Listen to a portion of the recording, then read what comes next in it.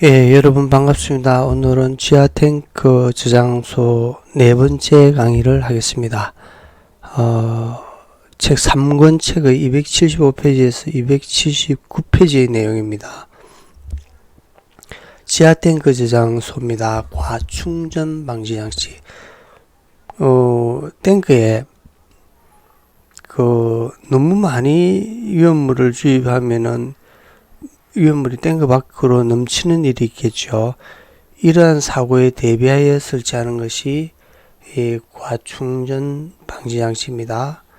과충전 방지 장치 설치 기준은 1 또는 2의 기준 중 한 가지 이상의 방법을 설치하면 됩니다. 근데 두 가지의 기능을 하면 더 좋겠죠.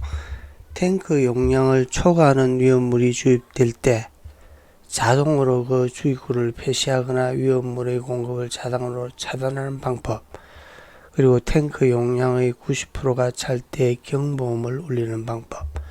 근데 1방법이 제일 좋겠죠. 경보음을 울리도 경보를 모르고 이제 주입을 해버리면 넘치겠죠. 그런데 이제 두 가지의 조건을 다 갖추면 아주 바람직하죠. 우선은 경보음을 울리고 또 이제 경보음을 듣지 못하고도 계속 주입이 되었다면은 주입구를 자동으로 폐쇄하거나 또는 공급을 자동으로 차단하는 방법이 아주 바람직합니다. 배관, 지하탱크 저장소의 배관은 제소의 기준과 같이 해야 됩니다. 그리고 지하 탱크의 배관은 그림과 같이 해당 탱크의 윗부분에, 이 탱크의 윗부분이죠. 탱크의 윗부분에 이렇게 설치합니다. 주입구 배관, 계량구 배관, 배수관 배관, 급유관 배관, 이렇게 윗부분에 설치를 합니다. 그 이유는 위험물이 배관을 통해 탱크 밖으로 누출되는 사고가 일어나지 않도록 하기 위함입니다. 탱크 윗부분에 설치하는데 다만 예외로 사류 위험물 중 2석유류, 3, 4석유류 및 동식물류를 취급하는 탱크에 있어서는 그 직근에 유효한 제어 밸브를 설치한 경우에는 윗부분이 아니고 측면이나 밑부분에도 설치할 수 있습니다. 그림과 같이. 그런데 사류 위험물 중에 1석유류나 알코올류는 되지 않습니다. 이렇게 탱크의 이 윗부분이죠. 근데 측면이나 또는 하부에 설치할 때는 제어 밸브를 이렇게 설치한다면은 설치가 가능하다. 그리고 이제 소방청의 이제 민원의 실의 해신의 내용을 지하저장 탱크 전용실에 배관이 관통할 수 있는지, 그러니까 지하 탱크의 윗부분에 이 주입구, 계량구, 배수관, 이런 급유관, 이런 배관들이 이 탱크 전용실을 관통할 수 있는지 물었습니다. 근데 배관의 관통은 불가합니다. 왜 관통하면 되지 않느냐 하면은 전용실은 외부에서 물이 침투하지 않고 이제 방수 구조로 되어 있죠. 그런데 관통하면은 그런 방수의 기능이 떨어지죠. 참고로 탱크 전용실을 설치한 지하 탱크에는 그림과 같이 지하 탱크의 배관은 탱크 윗부분에 설치되어 맨홀 부분을 통하여 설치해야 합니다. 이렇게 청에서는 답을 하고 있습니다. 지하 탱크 저장소의 탱크 전용실에 설치하는 누유검사관, 탱크 전용실은 누유검사관을 설치하고 이중벽 탱크는 이중벽 탱크로서 탱크 전용실을 설치하지 않는 경우에는 누유검사관을 설치하지 않습니다. 또 설치해도 의미가 없지요. 전용실이 없으니까. 탱크실 안에 이 탱크가 새는지 또는 물이 외부에서 침투하여 방수가 되지 않고 탱크실에 물이 들어왔는지를 검사하는 배관이 이 누유검사관인데, 누유검사관은 하나의 탱크에 이 4개 이상, 4개를 설치합니다. 그런데, 탱크 전용실에 그림과 같이 1, 2, 3, 4 탱크를 4개를 설치한다면은 16개 이상을 설치해요. 하나의 탱크에 이렇게 각각 4개 이상, 3의 탱크에도 이렇게 4개, 이렇게 설치합니다. 그리고 누유검사관의 설치 기준을 보면 이중간 두격 배관으로 한다. 다만 소공, 작은 구멍입니다. 소공이 없는 상부는 단관으로 할 수 있다. 재료는 금속관 또는 경질 합성 수지관. 관은 탱크 전용실의 바닥까지 닿게 하고, 그리고 지하 수위가 높은 장소에 있어서는 지하 수위 높이까지 부분에 소공이 뚫려 있어야 한다. 그 상부는 물이 침투하지 않는 구조로 하고 뚜껑 검사 시에 쉽게 열 수 있도록 한다. 이 탱크 전용실이 탱크 하나만 뜯다면 이 누유검사관은 4개를 설치하죠. 그리고 현장의 이 주유소의 바닥입니다. 이게 이제 그 뚜껑이죠. 이거 뚜껑을 분리해서 여기 이제 이렇게 긴 막대를 집어넣어 봅니다. 그래가지고 이 기름이나 그 물이 이렇게 묻혀 놓았다면은 탱크 전용실에 이렇게 물이나 위험물이 고여 있다는 거죠. 그러니까 시정 조치를 해야 되겠죠. 그리고 상부는 단관, 한격관으로 하고 그 밑에 하부에는 이중관, 두겹배관으로 하면서 이 각각 이제 밖의 배관과 안의 배관에 작은 구멍을 뚫어서 이제 물이나 그 위험물인 기름 등이 스며 들어와서 이 누유 검사봉을 이렇게 넣었을 때 이게 묻혀 나올 수 있게 이제 밖에 탱크 전용실 밖 안의 그 위험물이나 물이 관 안으로 들어올 수 있게 하는 거죠.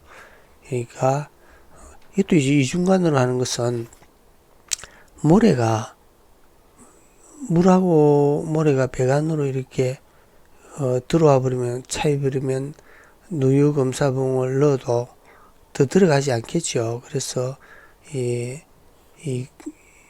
모래 등을 이제 침투하지 않게 하는 방법으로 이렇게 이중관으로 구멍을 뚫은 거죠. 탱크 전용실의 기준. 이게 탱크 전용실입니다.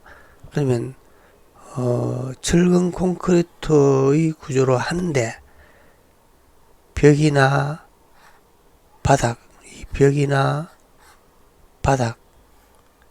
이 바닥은 0.3m 이상의 두께로 하고, 그리고 내부에는 직경 9mm부터 13mm까지의 철근을 가로 세로로 5cm부터 20cm까지 간격으로 배치합니다. 그리고 배치해서 철근 콘크리트를 공사를 하죠. 그리고 벽바닥 뚜껑은 수밀 콘크리트, 이거는 이제 방수 콘크리트를 이야기합니다. 방수 콘크리트를 합니다. 그리고 지하 탱크 제정소의 맨홀은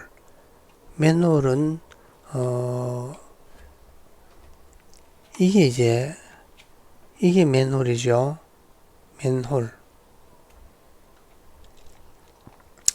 맨홀은 지면까지 올라오지 아니하도록 하되 가급적 낮게 한다.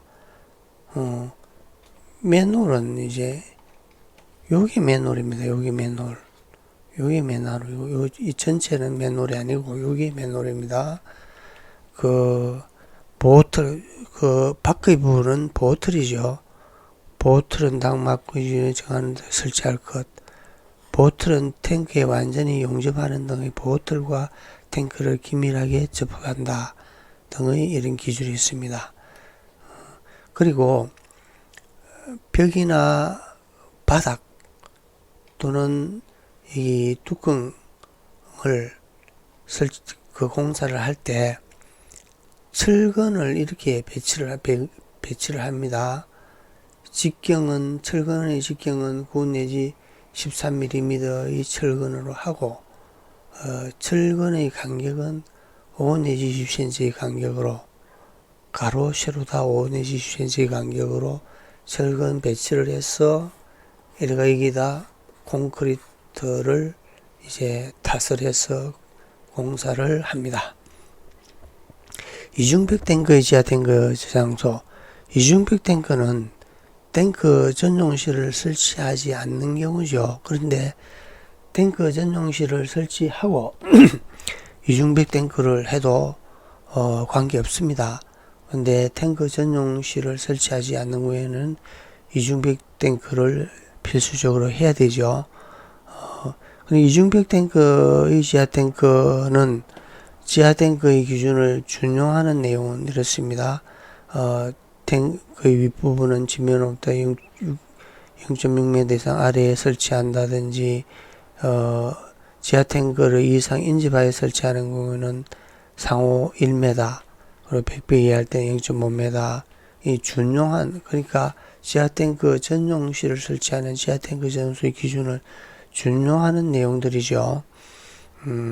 그러니까 탱크의 압력, 이 탱크 성능 시험이라든지 이런 표지 게시판, 통기가이라든지 계량구 이런 것도 다 준용을 하고 또 이제 대지 경계선으로부터도 0.6m 이상. 근데 탱크 전용실을 설치한다면은 0.1m 이상이 탱크 전용실의 기준과 같죠. 이렇게 합니다. 그리고 이중벽 탱크로서 지하 저장 탱크는 다음 항목 1에 조치를 하여 집안 땅입니다. 집안 땅 밑에 설치해야 한다. 그러니까 이중벽 탱크는 이제 한 겹, 두 겹이죠. 그럼 여기 공간에 누설 감지 설비를 합니다. 그러니까 탱크 전용실은 누유검사관을 4군데를 하지만은 전용실이 없으니까 이 탱크가 새는지 안 새는지는 이 이중벽 탱크의 벽 사이에 누설 감지 설비를 이렇게 기준에 의해서 합니다. 그리고 이중벽 탱크는 다음 강목의 1의 재료로 기밀하게 만들어야 한다. 자, 오늘은 이것으로서 설명을 마치겠습니다.